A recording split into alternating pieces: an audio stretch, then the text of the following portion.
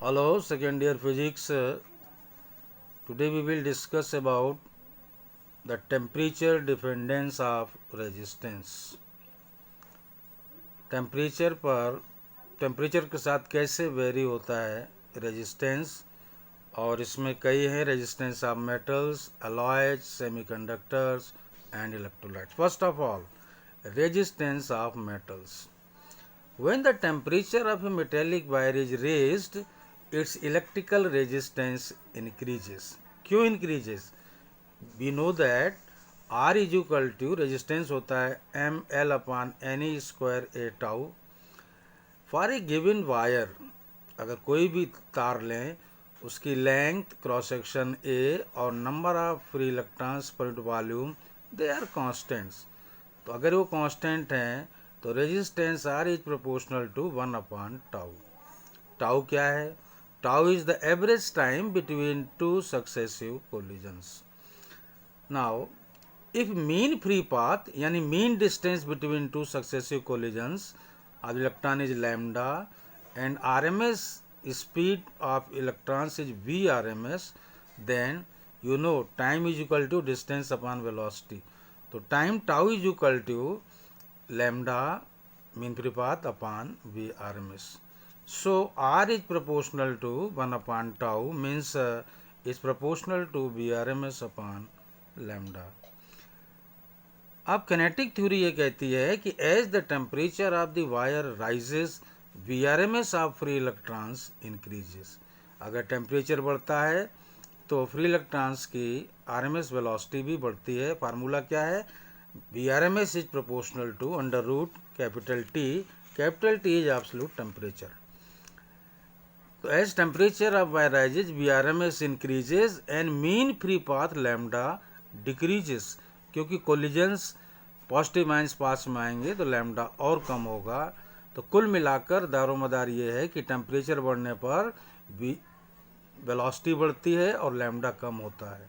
ये बढ़ती है, ये कम होता है, तो कुल मिलाकर के रेजिस्टेंस आर बढ़ेगा.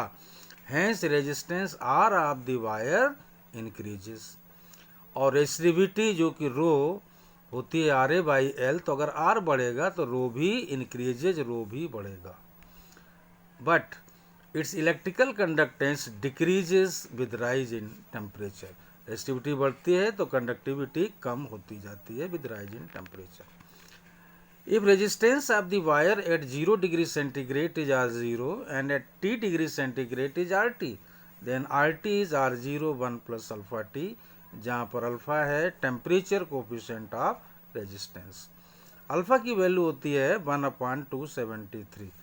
तो RT is R0 1 plus T upon 273.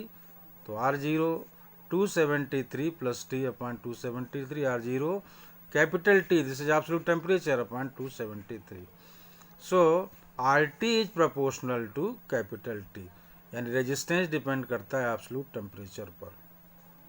अगर मैं रेजिस्टिविटी रो और टेम्परेचर एब्सोल्यूट T के बीच में एक ग्राफ खींचूं तो मुझे ये ग्राफ इस तरह का मिलता है.